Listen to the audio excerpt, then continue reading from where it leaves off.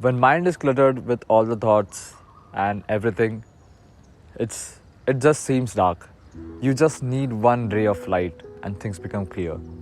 For me, social media, I've been using social media for many years.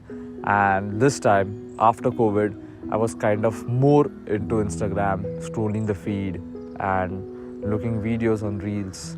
I started using Snapchat a few months ago, and it kind of manipulated me. I started using Snapchat as sharing my photography skills. I used to click sunset and sunrise photos and maybe the photos of the dishes I cook, and I used to post them. And I was seeking kind of an external validation that, yeah, this pic is good. I was waiting for someone to tell me that this is a good pic, or you click good photos. But after a few months, when I deleted Snapchat, I kind of become more addicted to Instagram. What happened is, personally, I love Cristiano, and what happened was he's not in good form, and people started hating him, people started criticizing him, and also people started supporting him, like the emotional videos, the kind of an emotional effect in the reel. And what happened was that kind of frustrated me, and I was not happy with what I was seeing. Every night I used to watch his match and he was not playing well, and that was getting inside my head and making me angry. So these were the many reasons that I thought that quitting social media for 30 days would be a good choice. So let's see, was it? Well, before that, I'll give you a quick story of mine. I work at a company as a social media manager and also UI UX designer. Previously, I was a graphic designer, but right now my post has been changed. So the point here is, I can't delete Instagram. I handle company's Instagram and I have to look after people's messages and also posting schedules and also content management. So I can't delete Instagram app from my phone. But what happened is, I deactivated my account for 30 days. And this thought came into my mind when November started. All the no nut and all those things was going on. And so I thought, let's do a dopamine detox. For the first week, what I did was I quit YouTube, I quit music, I quit TV, and also I quit Instagram and Snapchat. What I did was I cleared my home screen. I just kept YouTube Studio just because I post videos on YouTube, so I have to keep track of it and have some analytics. I didn't have any social media app in my phone for 7 days. And to be honest, it was quite torturing. For the first 2 days, I was feeling good and proud of myself because I did something which I wanted to do for many, many, many months. But the first 2 days were good. The third day, the fourth day, and the fifth day was kind of bad and it was kind of torturing. But when Saturday, Sundays came, that was the most hardest period of my life without phone. I was literally sitting on my chair doing nothing. I was just wandering here and there, looking at my family members, what they are doing, how they are doing. I was kind of, psychic. But after 7 days, I resumed to my Spotify playlist, I resumed to my YouTube, I resumed to watching TV. But this time, there was something different. I had a purpose in watching those things. I was not watching them just for the sake of watching. So what I did was, whenever I watch TV, I'll watch it with my family. If they want me to spend time with them by watching something on TV and contributing or sharing thoughts with that, and I started doing that. Well, let's hear the disadvantages first.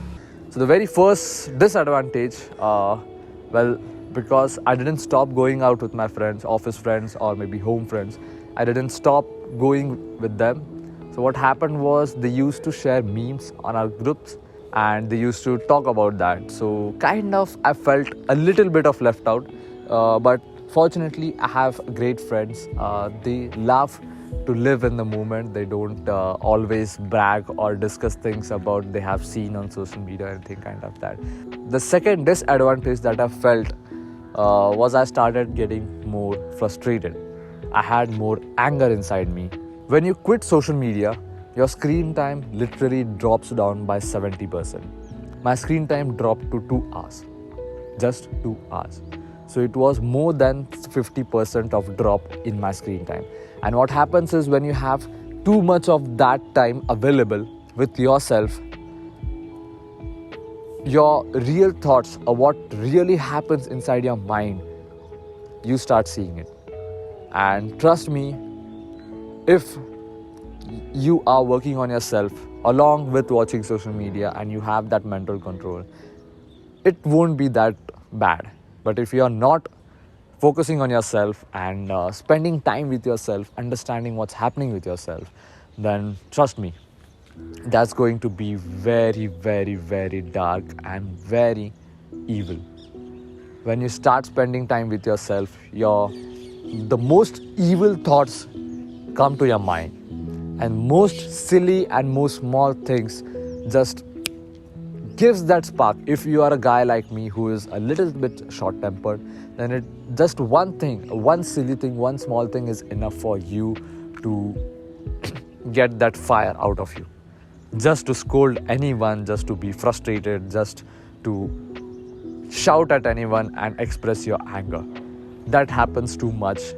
The third disadvantage, and what you can say the most difficult one to hear or to face, is that you know and you see who your true friends are, or like whose life your presence matter. And this is kind of this hurts. Listening to this hurts, and facing hurts even more. So what happens is sometimes it helps you to recognize not who is bad or good. That's never the point in this video, that some people are bad, some people are good. It's just like some people are friends and some people are best friends. You just start to understand that difference, and you have to. I experienced that, and what happened was, like, I thought I have my WhatsApp. So what happens is, if anyone wants to contact, there were few people who contacted me after I quit social media, and I'm so grateful for them, because for them my presence matters and me being in their life matters.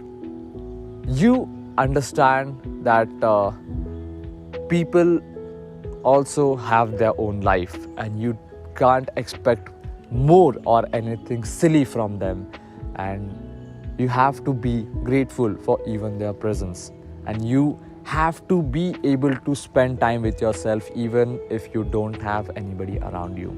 That is the most important thing. If you can't love yourself, if you can't be with yourself, then you can't be with another person. So these were the disadvantages, and now let's move on to the advantages. The very first advantage that I stated before was I had a lot of free time, and I was just so shocked and amazed that there was so much amount of time with me. Right now I'm side hustling so many things, and not at that level. After quitting social media, I kind of see many improvements. And I don't know if you have heard this saying, but there's a famous dialogue of Shah Rukh Khan where he said, अगर तुम किसी चीज़ को पूरी शिद्दत से चाहते हो तो पूरी कायनात तुम्हें उसे मिलाने में जुट जाती है. This doesn't apply only to the person. This also applies to your results in your career or maybe in your health. Recently, one of my YouTube videos got 12k views, which is absolutely amazing. I'm grateful for that. So that was kind of a very cheerful and sweet moment for me, that I crossed 12k views for the very first time. And by the way, guys, if you haven't subscribed, please subscribe. The dialogue kind of makes sense right now. You are not able to track it. You don't know how it happened. You become more mindful and focused of your surrounding as well as the work that you're doing. So there are a few moments where I was sitting at my office and I was just like, I was not using my phone. It is, I guess, the second week I experienced this. This is how my office looks when I sit on my desk. This is how my office looks when I'm climbing the stairs. You naturally become mindful of things, and that feels good, to be honest. If you're past that frustration state, then you feel very mindful. Now, the very third advantage is kind of personal. I started to learn new things. I love to cook good food, and because my mom cooks very good food, and I just have that feeling that someday I want to cook food myself and serve it to her so that she can have some rest and enjoy life. So that was kind of the point, and having so much of free time made me do that stuff, and I'm so happy, so grateful. Now, the fourth advantage which I would like to share is you kind of become more social in real life. Yes, this is kind of a contradictory point, but yes, you become more social in real life. Even you start meeting new people with more confidence. Also, I started talking with people with whom I don't interact so much, and what happens is you start building a network. And as an aspiring or budding human being, we all know the power and the importance of networking in corporate as well as in real world. So what happens is you start to become that high value man. That's the whole point. You start to become that high value man. You become mindful. You become aware that what you have to do and how you can flourish as a human being, as a good personality. And you also love spending your time with yourself, so you become mindful about relationships you choose. And what happens is when you become more social, you start to know other people. You start to understand how they react, even if they do bad with you, even if they do something that you didn't like. You kind of have that tendency to be in their place and have a perspective. So things make more sense. Yes, they still do hurt if someone does bad to you, but you understand their mental state and why they did it, and that also calms your mind and helps you to understand how close you have to keep those people to you, and also how well you can build your relationship with them. Now, moving on to the last advantage, the very important, self-confidence. Also, when you are using social media, you know your good side, but you don't know your dark side because your mind is cluttered with social media.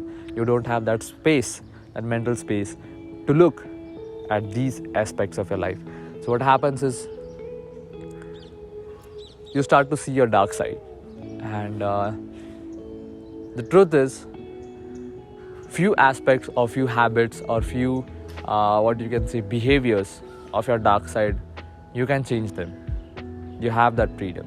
But there are few things which you can't change. Or maybe it will change, but it will take time. So what happens is you start accepting yourself for who you are. And that's the most beautiful thing I've ever experienced. Other than relationships, other than achieving anything else, understanding yourself, accepting for who you are, behaving how you are, and understanding your behavior too. It's not like behaving how you are means you can behave any way. You just behave how you deeply are, and without comparing yourself, without getting into any kind of social peer, you just be yourself. Even if the society claims that you are not trendy, you are not flashy, you are not very cool, you accept those facts and still you be with those people. Not those, but other who care or who value your presence. But even if they say, just for the fun of it, even if they say, you don't mind it, because you know they're having fun, and it's okay because they are not saying it. They are just saying it for the sake of it. That moment, that experience, when you accept the dark sides of yourself and improve, but also accept that it can't be improved, is the most beautiful thing I have ever seen in my life. This video was all about how I felt and what it means for me to quit social media. Well, the question remains the same. Will I go back to social media again? Well, I have activated my Instagram account but I haven't activated my Snapchat because that doesn't make sense to me right now. Even Instagram doesn't make sense to me right now. Even I have activated my Instagram, I don't even look at it because for the very 30 days I have seen the importance of Instagram in my life. It's just nothing. I have many things to do, and I can't afford spending time on that. And when you're mindful of your time, you just understand how valuable your time is.